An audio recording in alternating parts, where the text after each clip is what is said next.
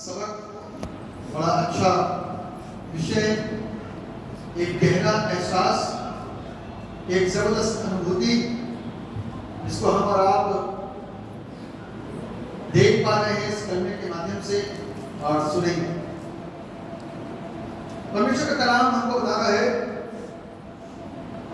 इस चौथे अनमोल वचन के द्वारा कि यीशु मसीह 3 कलमे बोल चुके। 3 कलमों में पहला कलमा था, हे मेरे पिता इन्हें माफ कर क्योंकि ये नहीं जानते क्या करते हैं। दूसरा था, आज ही तुम मेरे साथ में क्रॉस में होगा। तीसरा, ये तेरा पुत्र है, हे नारी ये तेरा पुत्र है और ये तेरी माता है।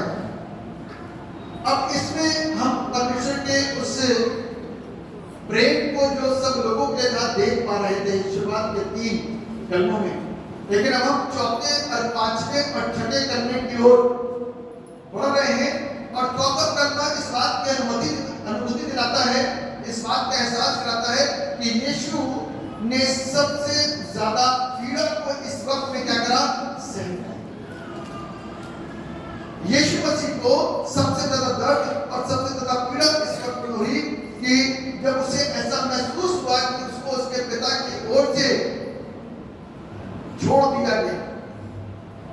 शुरुआत में आदम की सृष्टि से लेकर के संसार की सृष्टि से लेकर के यीशु मसीह के सेवक तक कभी इस तरीके की अनुभूति से कभी नहीं हुई, लेकिन आज इस वक्त में उसको इस बात की अनुभूति होने लग गई कि हे मेरे पिता तूने मुझे, यानी कि प्रभु की उपस्थिति जब होती है ना मेरे रब के पास, तो मुझको और आपको पता रहता है, और जब प्रभु मेरे रब के पास से जाता है तो भी मुझको पता चलता है। आमीन। क्या इस बात का अनुभव है हमको, आपको, दूसरे लोगों को भी पता चल जाता है।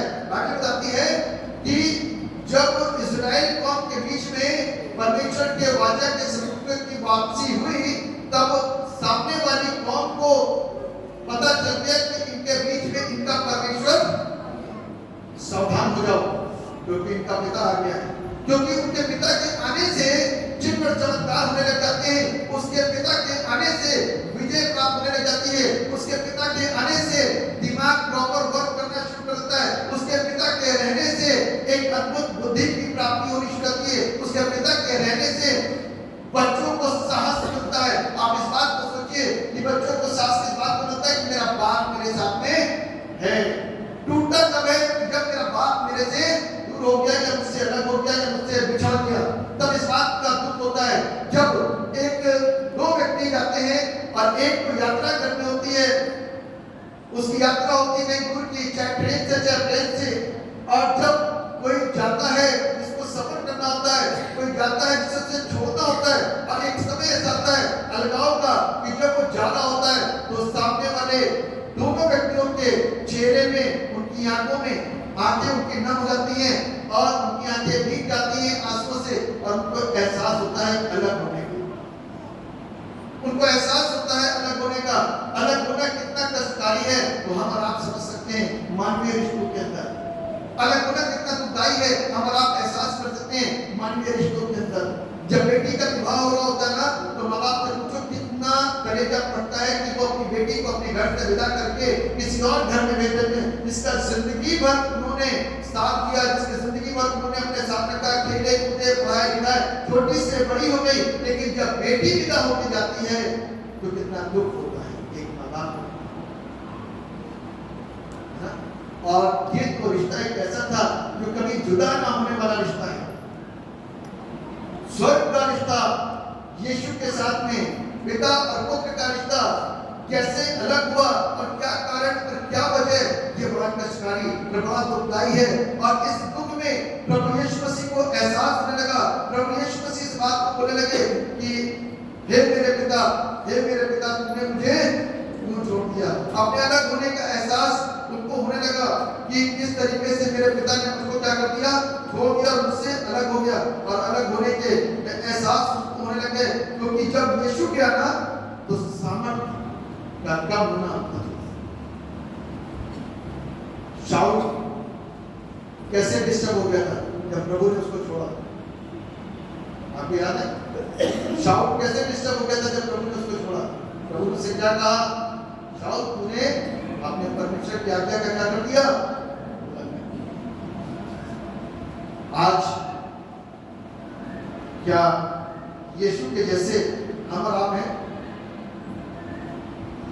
यीशु के जैसे क्या हम और आप हैं? क्या हमें कभी इस बात का एहसास होता है कि प्रभु आपने मुझे छोड़ दिया या मैंने आपको छोड़ दिया? क्या यीशु मसीह कभी छोड़ सकते थे? यीशु मसीह अपने बेटे को कभी छोड़ सकते थे? तो क्यों छोड़ दिया? वैसा दिखा दीजिए हमको हबक्कुक की पुस्तक उसका पहला अध्याय और उसका 13वां पद। हबक्कुक पहला अध्याय और उसका 13वां पद। जिस किसी को मिले पढ़े, जोर से पढ़िएगा। तेरी आंखें ऐसी शुद्ध है कि तू बुराई को देख नहीं सकता और उत्पात को देखकर चुप नहीं रह सकता। फिर तू विश्वासघातियों को क्यों देखता रहता और जब निर्दोष को निकल जाता है तब तू क्यों चुप रहता है? लिखा हुआ है तेरी आंखें ऐसी शुद्ध हैं कि तू बुराई को देख नहीं सकता और उत्पात को देखकर चुप नहीं रह सकता। ऐसी तेरी आंखें इतनी शुद्ध और इतनी निर्मल हैं कि तू उस बुराई को देख नहीं सकता। तभी प्रभु की आवाज आती है इब्राहिम के पास में कि जो बुराई मेरी आंख के नीचे चल रही है सदोम और अमोरा के अंदर, मैं उसे देख नहीं पा रहा। जो बुराई नीचे शहर में हो रही है मैं उसे देख नहीं पा रहा। अब से 40 दिन के बाद जमीन पर उलट दिया जाएगा और सदोम और अमोरा ऐसा नाश होगा कि दोबारा से फिर वो ऐसी बुराइयों को प्रभु देख नहीं पाता। अब ये सारी बुराइयों का करने का ठेका लोगों ने जो ले रखा था, उन सब लोगों के जितने गुनाह जितने पाप बटोर के रखते थे उन सब का बोझ बोलिए सारे लोगों के बोझ को, सारे पापों के बोझ को अपने ऊपर लाद करके क्या कर रहा है? और जब बोझ इसका चुका, पाप का बोझ आ गया, तो यीशु उस बुराई, परमेश्वर उस बुराई को जो चीजें थी उसको कैसे देख सकता है? ये पल की जुदाई, इस समय की जुदाई यीशु मसीह से सहन नहीं हो पा रही थी। इस सेकंडों की इस पल की बुराई यीशु मसीह से सहन नहीं हो पा रही। इसीलिए वो जोर से चिल्ला करके बोला, हे मेरे पिता तूने मुझे, क्योंकि पिता के जाने का एहसास जब होगा ना, आप सोचो, डोंट टेक इट अदरवाइज, जब किसी के घर से कोई साथ छूटता या बिछड़ता है, या मां चली जाती है या बाप चला जाता है, तो जिम्मेदारियां किसके ऊपर आती हैं? जो उनके बाद में रह जाते। कई बार हमने अपनी लाइफ को बहुत मस्त किया होता है, लेकिन किसी के जाने से जिम्मेदारियां हमारे और आपके ऊपर आती हैं। तब जिम्मेदारियों का एहसास होता है, धन्य है तो जिम्मेदारियों को समझते हैं। बाइबल में लिखा हुआ है कि यीशु मसीह अपने पिता की ही मर्जी को पूरा कर रहा था और उस योजना के अंदर कुछ ऐसा भी था कि एक वक्त ऐसा आएगा कि पुत्र जब गुनाह को लेकर के चल रहा होगा, उस वक्त में पिता उस बुराई को देख नहीं पाएगा, उस गुनाह को देख नहीं पाएगा। हो सकता है कि वो उसके लिए भी एक पीड़ा का वक्त हो सकता है कि उसके लिए भी एक दर्द का वक्त हो सकता है कि उसकी आंख उस तरफ उठ ना पा रही हो, क्योंकि बाइबल में इस बात बताती है, यशायाह नबी की पुस्तक उसके 59 अध्याय के अंदर लिखा हुआ है कि तुम्हारे अधर्म की वजह से परमेश्वर ने अपनी आंखों को तुमसे, क्योंकि तुमने परमेश्वर की तरफ से पीठ कर रखी है, इसीलिए परमेश्वर का चेहरा तुम्हारी ओर नहीं आता। इसलिए बाइबल कहती है, एक जगह पे लिखा हुआ है कि जब तुम अब उसकी ओर फिरोगे तब मैं तुम्हारी ओर फिरूंगा। There are many Bible references, बहुत सारे Bible references हैं इसी के संबंध में कि परमेश्वर हमारे अधर्म को, हमारे पाप को देख नहीं सकता, लेकिन यीशु को यहाँ पर भेज दिया ताकि वो पापों के बीच में रहे और पापी गिना जाए। ये अफसोस की बात है और ये दुख की बात है। इसी संदर्भ में इसी में कुछ बातें हैं जो मैं आपके साथ में शेयर करने जा रहा हूँ। वो है कि सबसे पहली चीज की मनुष्य द्वारा छोड़े जाने की मानसिक पीड़ा। यीशु के साथ को छोड़े जाने के बाद यीशु की मानसिक पीड़ाएं शुरू हो गई। अब आप एक बात देखें, जब एक बाप छोड़ करके जाता है, माँ छोड़ करके जाती है, तो मानसिक पीड़ा तो बढ़ेगी जो रह जाए बच्चों के ऊपर। सबसे बड़ी चीज मानसिक पीड़ा। अब राशन की लिस्ट बनानी पड़ेगी, बच्चों की जिम्मेदारियों, भाई बहनों की जिम्मेदारियों को निभाना पड़ेगा। अब हमको इधर उधर खड़े रहते हैं, वो ना करके अब हमको अपनी जिम्मेदारियों को निभाना पड़ेगा। एक मानसिक तनाव आ जाता है। अभी तक तो यहाँ पर कोई वर्क नहीं हो रहा था, अभी तक इसको घिसरे रहते, अभी दिमाग में लगाया था, तब कभी जिम्मेदारी नहीं थी। लेकिन अब यहाँ से भी दिमाग लगाना पड़ेगा, इसको भी घिसना पड़ेगा, शरीर को भी घिसना पड़ेगा, क्योंकि अब जिम्मेदारियां उठाने का वक्त आ गया। तो यीशु मसीह मानसिक तौर पर मानसिक पीड़ा से प्रताड़ित होना शुरू हो गए। एक ऐसी पीड़ा, एक ऐसा वक्त, एक ऐसा लम्हा, एक ऐसा समय जब यीशु मसीह उस मानसिक पीड़ाओं में से होकर के गुजरे। और सबसे पहली चीज थी कि मनुष्यों द्वारा छोड़े जाने की मानसिक पीड़ा थी। किसने छोड़ दिया था? चेलों ने छोड़ दिया था। आप सोचो, एक बार जरा आंख उठा करके अपने दिमाग को खोल करके सोचो, आज की चेन्नैयां कितनी बड़ी चेन्नैयां होती हैं, ठीक है, बड़ी चेन्नैयां हैं, लेकिन जब यीशु मसीह चक्कर करता था तो कितने अद्भुत तरीके से मुद्दे को उठा के खड़ा कर दिया। 4 दिन का लालच चेला हुआ, असंभव काम को संभव करा कर दिया। लाखों ने देखा, हजारों ने देखा, सैकड़ों ने देखा, लेकिन उसके बावजूद भी वो भीड़ ने यीशु को छोड़ दिया। कितने लोगों को प्रभु ने अपना चेला बनाया, अपनाया, उन सारे चेलों ने यीशु को छोड़ दिया। उसके अपने कितने नियर के थे जिनको वो सिखाता था, उस चेले ने जब वक्त आया कहता मैं यीशु को नहीं जानता। उसका अपना चेला उसी के साथ में खाना खाता था, उसी के साथ में रहता था, और उसी ने यीशु मसीह को 30 चांदी के सिक्कों में क्या कर दिया? बेच डाला। सबने छोड़ दिया।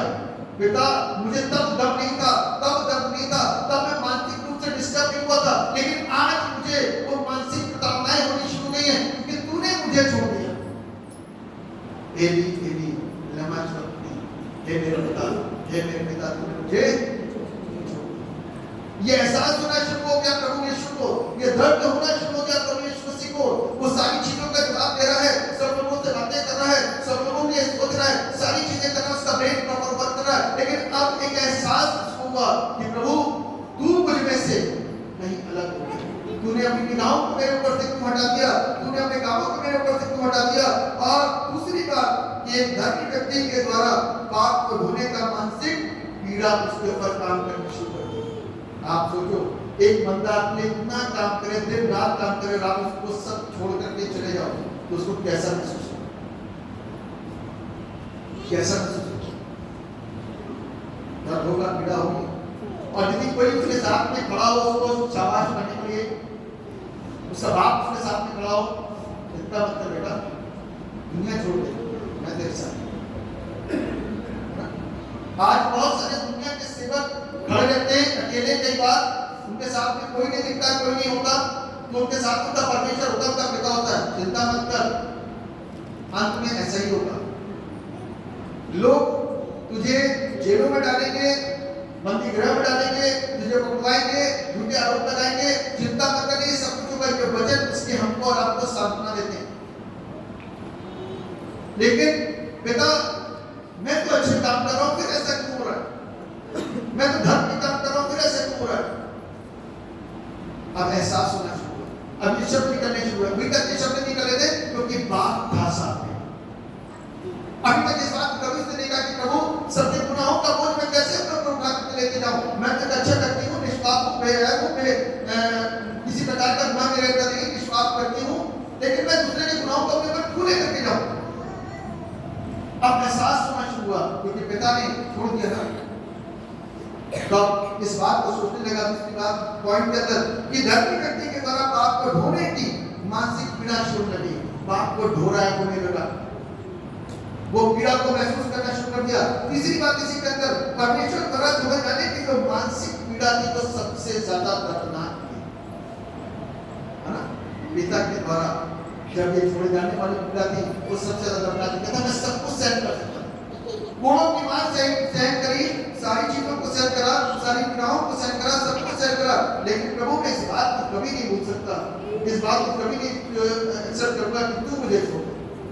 तेरे जाने के बाद तो मैं अकेला हो जाऊंगा, तेरे जाने के बाद मैं बेकार हो जाऊंगा, तेरे जाने के बाद मुझे वो बल, मुझे वो ताकत कहां से मिलेगी? जब से लेकर के आदम के नथनों में श्वास डाला गया ना, तब से मैं तेरे साथ था। प्रभु तूने मुझे अपने से अलग क्यों कर दिया? अपने से दूर क्यों कर दिया? आदम की आत्मिक मृत्यु को मैंने अपनी आंखों से देखा, आदम की शारीरिक मृत्यु को मैंने अपनी आंख देखा, तूने मुझे क्यों छोड़ दिया? आज यीशु को एहसास हुआ कि उसकी आत्मिक मृत्यु कब होती ना? जब परमेश्वर से अलग, है ना? जब हम परमेश्वर से अलग होते हैं। जब पाप किया तो आत्मिक मृत्यु हो गई। अन्ना कहता का पाप किया आदम ने तो आत्मिक मृत्यु हो गई। शारीरिक मृत्यु तो काफी समय के बाद हुई थी, लेकिन यहाँ पर यीशु मसीह अपने अंदर एक आत्मिक मृत्यु को भी महसूस करने लगे, क्योंकि प्रभु अलग हो गया। प्रभु कब अलग होता है? जब इंसान पाप में होता है। यीशु मसीह पाप में था, एक धर्मी व्यक्ति के ऊपर पाप का बोझ डाल दिया गया, इसके चलते प्रभु को सच्चाई, जो सच्चा परमेश्वर है, उस चीज को, बुराई को देख नहीं सका।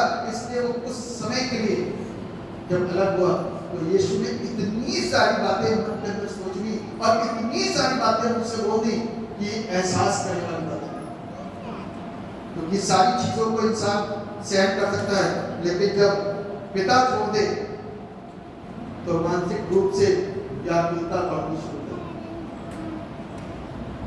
मानसिक रूप से व्याकुलता बढ़नी शुरू हो जाती है। हम जिस खुदा की इबादत करते हैं वो सच्चा है, वो पवित्र है। उसने हमें भी थोड़ा सा अपने बेटे को छोड़ के ध्यान रखा। उसने आज भी हमको अपनी पाप की अवस्था में कभी नहीं त्यागा, लेकिन अपने बेटे को छोड़ा दो, क्योंकि वो बेटा हम सबके गुनाहों को उठा करके लेकर के जा रहा है। लेकिन आज तक उसने मुझे और आपको कभी नहीं छोड़ा। आज तक उसने मुझको और आपको अपने कभी भी अलग नहीं होने दिया। और बाकी बात बोलती है यूहन्ना रचित सुसमाचार के 16वें अध्याय के अंदर, मैं तुझे कभी भी अनाथ नहीं छोड़ूंगा। मुझको आपको कभी भी अनाथ नहीं छोड़ता। कहता कभी तुझे अकेला नहीं छोड़ता, चिंता मत कर मेरे बेटे मेरे बेटी, तुझे कभी चिंता करने की जरूरत नहीं है, क्योंकि मैं तेरे साथ रहूंगा। और मैं चला गया तो पुत्र आएगा, पुत्र चला गया तो पवित्र आत्मा आएगा। There is no gap within a moment. एक मोमेंट का भी क्या कहते हैं गैप तुम्हारे लिए दूंगा कि तुम अकेला महसूस करने का। यहाँ पर एक छोटा सा गैप हुआ पिता और पुत्र के बीच में, तो पुत्र को एहसास होना शुरू, पुत्र को एहसास होना शुरू। आज यीशु के हमारी लाइफ के अंदर नामने का एहसास होता है। चलिए ना होना तो मैंने अलग क्वेश्चन कर दिया। यीशु के होने का एहसास होता है कि हमारे अंदर, यीशु हमारे अंदर है, यीशु हमारी लाइफ के अंदर है। तो इस बात को ध्यान रखिएगा, हमारा गुड फ्राइडे ही होगा और हम भी गुड होंगे। हमें हम गुड बनेंगे क्योंकि यीशु अंदर है। और जिस दिन यीशु के आना अंदर से, जिस दिन पवित्र आत्मा के आना अंदर से, उस दिन निराश हो जाएंगे, निरुत्साहित हो जाएंगे, टूट जाएंगे, मर जाएंगे, क्योंकि वो जो है ना कहता है कि वो उनसे अधिक है जो उनकी ओर है, वो उनसे बड़ा है जो उनकी ओर है। हम जिसकी इबादत करते हैं ना, उसके रहने से हमें किसी भी चीज की जरूरत नहीं होती। वो रास्तों के रास्ते निकालता है। तुम नहीं बोलोगे तो पत्थर He is love. Jesus is love. वो हमारे साथ में रहता है और हमारे साथ साथ रहता है और वो हमको कभी नहीं छोड़ेगा। लेकिन यहाँ पर यीशु मसीह कैसे व्याकुलता को महसूस कर रहे हैं कि क्या हुआ, ये क्या हुआ, मेरे पिता ने मुझको क्यों छोड़ दिया, वो मुझसे क्यों अलग हो गया। और यहाँ पर एक नबूबत का जैसा निकालिए भजन संहिता उसके 22 उसके पहले पद के अंदर ये लिखा है, इस बात को कहता है भजन स्टार, इस बात को पहले से कहता है, हे मेरे परमेश्वर तुमने मुझे क्यों छोड़ दिया।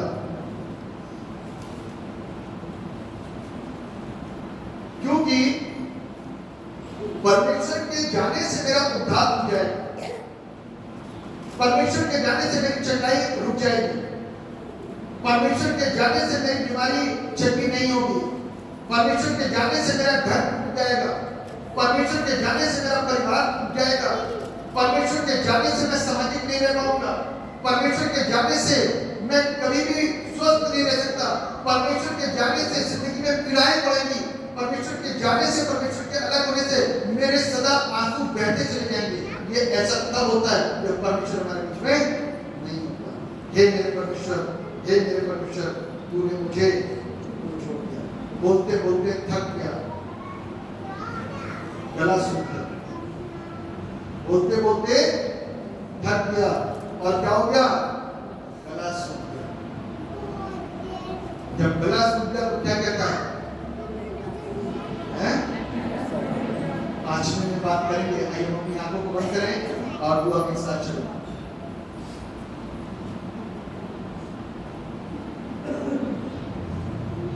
निहायत मुबारक खुदावंद यीशु, हम तेरी मिन्नत करते हैं तुझसे कल्प तन्हाई की अज़्ज़त के वास्ते तूने शरीर पर हमारी खातिर गवारा की, हमारी आजमाइश और तारीकी की घड़ियों में हमारे पास रह और ये वर्ष कि तेरी हुजूरी का एहसास हमारी तन्हाई में हमको तसल्ली दे और तेरी रिफाकत हमको तक़वियत बख्शे। ये इनायत कर कि हम तेरे इल्म और मोहब्बत की पहचान में तरक्की करें, ताकि हमारे दिलों में गुनाह का गहरा एहसास पैदा हो और हम उसकी ताकत से रोज ब रोज दूर और तेरे करीब होते जाएं। यह तेरे ही रहम से हो